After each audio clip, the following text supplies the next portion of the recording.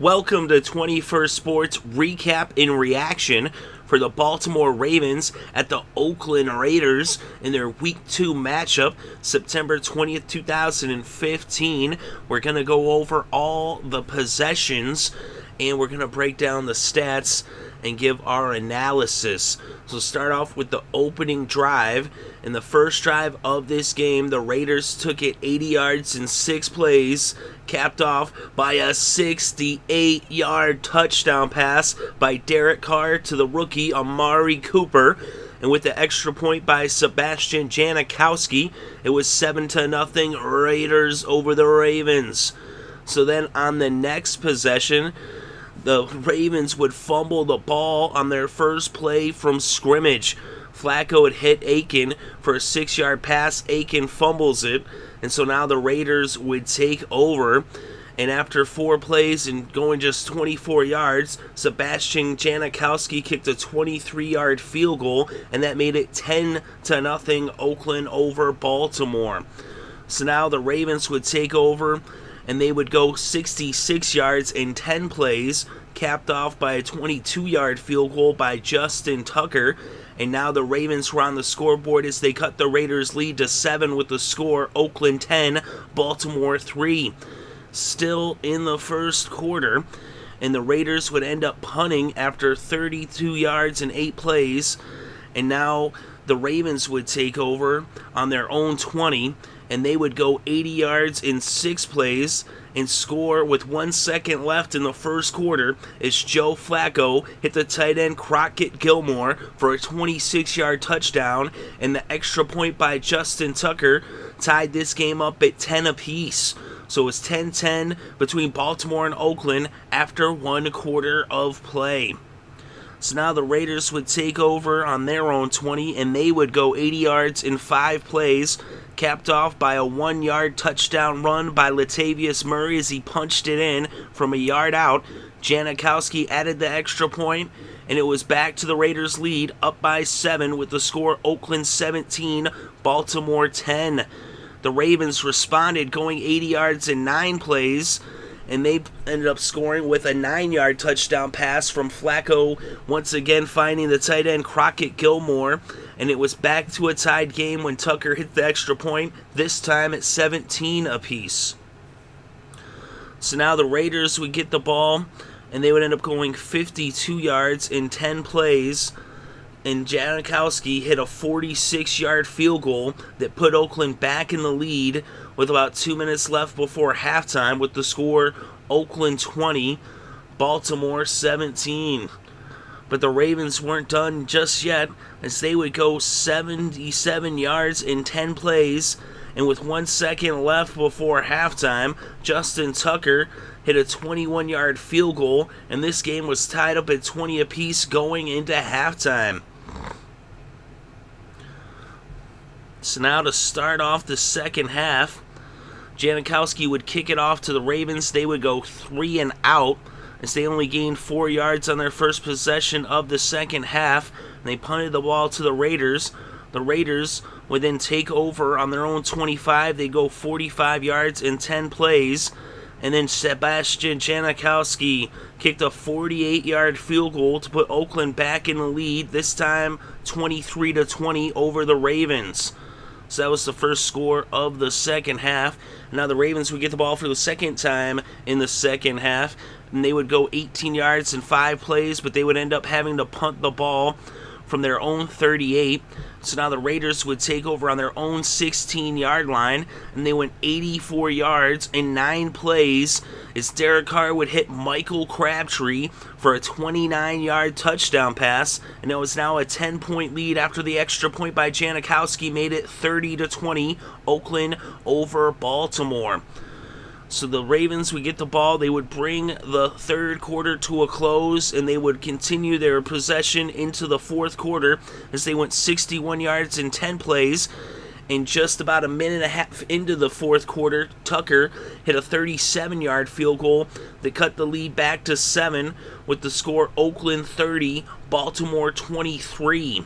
So now the Raiders would take over after the field goal, and they would go 3 and out, just gaining 3 yards on their possession, and ended up having to punt the ball from their own 23. So now the Ravens would take over on their own 7-yard line, trailing by 7, and they went 93 yards in 11 plays in just 5.5 minutes as they would score on a 7-yard touchdown run by Lorenzo Taliaferro to tie this game up with the extra point by Justin Tucker, as it was now 30-30 Raiders-Ravens. So now after that scoring possession, they'd kick it off to the Raiders, and the Raiders would end up getting a first down. But on first down from the 33, Will Hill intercepted Carr, and so now the Ravens would take over. And after the interception, they had the ball on the Oakland 37, already in field goal range. They ended up eating up some clock, about almost 3 minutes, and they only went 24 yards, but it took 8 plays, and Justin Tucker ended up kicking a 31-yard field goal to put the Ravens ahead for the first time in this game with the score Baltimore 33, Oakland 30. So now with just about 2 minutes left to play, the Raiders would get another chance, and this was just after having thrown that pick, but Derek Carr shrugged it off, and starting off on his own 20, led the Raiders 80 yards in 9 plays. And with 26 seconds left, Derek Carr hit Seth Roberts for a 12-yard touchdown. And with the extra point by Janikowski, the Raiders were back in the lead by 4 with the score Oakland 37, Baltimore 33. So now they made it where the Ravens would have to score a touchdown. A field goal would do them no good. And so on the first play of the drive by the Ravens, needing to score a touchdown with less than half a minute left, Joe Flacco drops back and he's intercepted by Nico Thorpe, and the Raiders seal the deal. Derek Carr takes the knee, and the comeback was complete as the Raiders, who had been in control the entire game.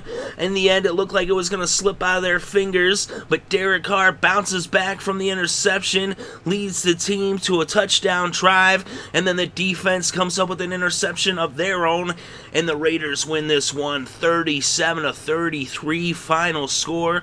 What an exciting game in Oakland. So this one was a blowout. I mean, well, not a blowout, but it was a shootout, as both these teams combined to put up 70 points in this game. So quite the performance on both sides through the air. Both quarterbacks throwing over 350 yards. Derek Carr, 30 for 46, 351 passing yards, 3 touchdowns, and 1 interception. Joe Flacco, 32 for 45, 384 passing yards, 2 touchdowns, and 1 interception. And on the ground, Justin Forsett for the Ravens was the game's leading rusher with 68 yards off of 15 carries. Latavius Murray had 65 yards off of 15 carries, and he had a touchdown. Of course, Forsett had 4 receptions for 12 yards. Murray had 3 receptions for 22 yards.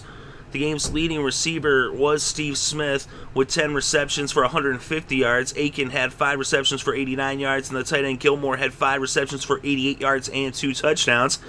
Before the Raiders, Michael Crabtree had 9 receptions for 111 yards, including a touchdown. The rookie out of Alabama, Amari Cooper, 7 receptions for 109 yards and a touchdown. Holmes had 3 receptions for 50 yards. And Roberts, his only reception came with 26 seconds left, that 12-yard touchdown that would be the game winner. So quite a performance through the air, and what a clutch performance by Derek Carr.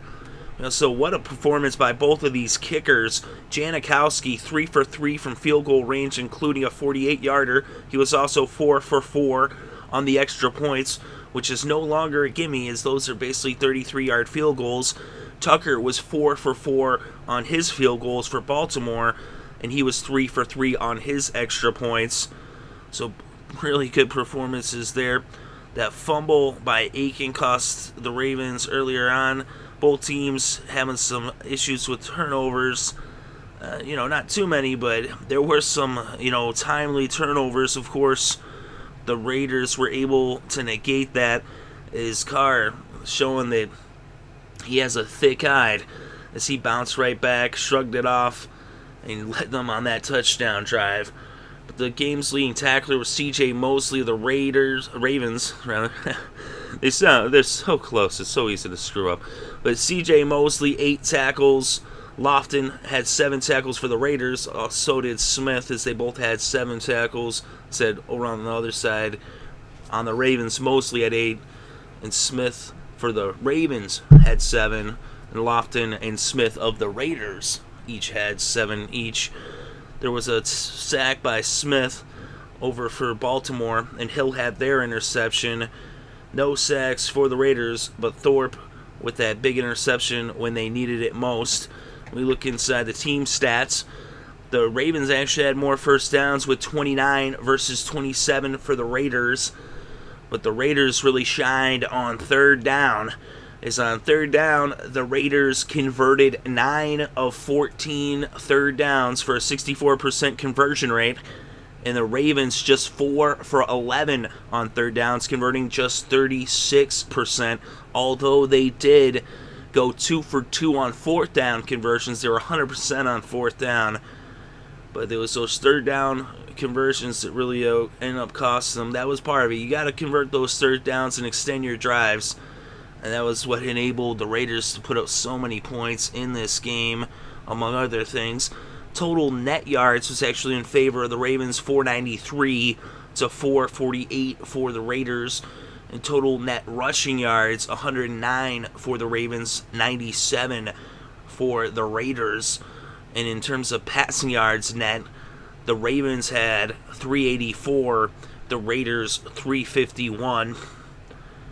If we look at the time of possession, the time of possession was also in favor of the Raiders, just slightly, 30 minutes and 27 seconds versus 29 minutes and 33 seconds for the Raiders. And another big difference was their red zone efficiency.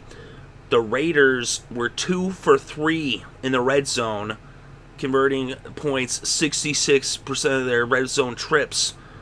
And on the other side, the Ravens just 2 for 6 in the red zone. And when it was goal to go, they were 0 for 2. And it was goal to go for the Raiders, they were 1 for 2.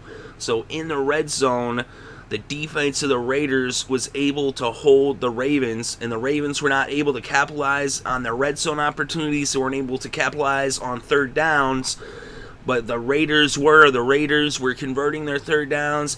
The Raiders were turning red zone trips into points, and Derek Carr was lighting them up through the air. As it was a shootout, plenty of passing yards to watch, plenty of good passing, and lots of touchdowns. You had 5 passing touchdowns between the two of them.